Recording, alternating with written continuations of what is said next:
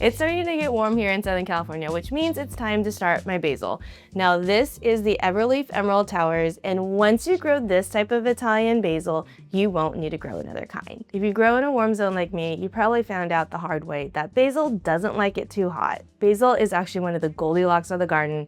She likes it not too cold, not too hot, and has to be just right. So the springtime temperatures are the perfect time to be growing your basil. This cultivar actually holds off flower production for up to 12 weeks. For most of us, we're using basil for the leaves and not for the flowers, so that means we have a longer harvest window. I also really love this plant, not just because it tastes good, but also the growth habit. It grows upward, not outward, which means I can grow a lot more in a smaller space. In previous seasons, this basil got up to 2 feet tall in my garden.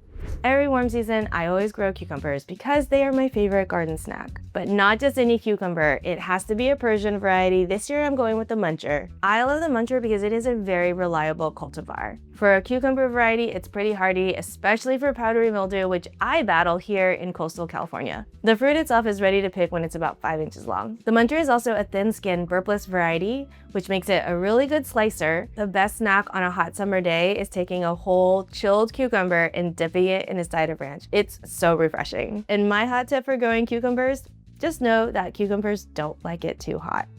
They also don't like it too cold. They're happiest between 70 to 90 degrees. Make sure you adjust your growing setup properly. Maybe it's adding a shade cloth during a heat wave or topping it off with a little bit of water in the morning before a hot day. This way it keeps your cucumbers happy and not bitter. Gardening in April in warm zones can be a little confusing, especially here in Southern California, where some days it's really chilly and other days it's really hot. So which season is it? Spring? Summer? How do you plan for that? To be successful in this bridge season between seasons, where the temperatures are a little bit unpredictable and a heat wave could ruin your cool weather plants, look for cultivars like this cilantro that are perfect for the bridge season. I have found that cilantro in general is happiest between 40 and 50 degrees soil temperature. But with the weather warming up, cultivars like this one, the long-standing cilantro, can take soil temperature up to about 68 degrees. That's pretty good considering we're going into summer. I know technically it's spring, but here in Southern California, we are seeing temperatures in the 80s. And that's summer to me. Being in Southern California, I tend to cook a lot of Mexican food, and I also cook a lot of Asian food at home. In the hottest months, it will go to seed, but you can collect the seeds for the next season. Cilantro is also for the lazy gardener. Just sprinkle the seeds, cover it up with a little loose soil, and you're done. No starting inside because cilantro is actually sensitive to transplant shock. April might be one of the last months you can grow some cool weather crop.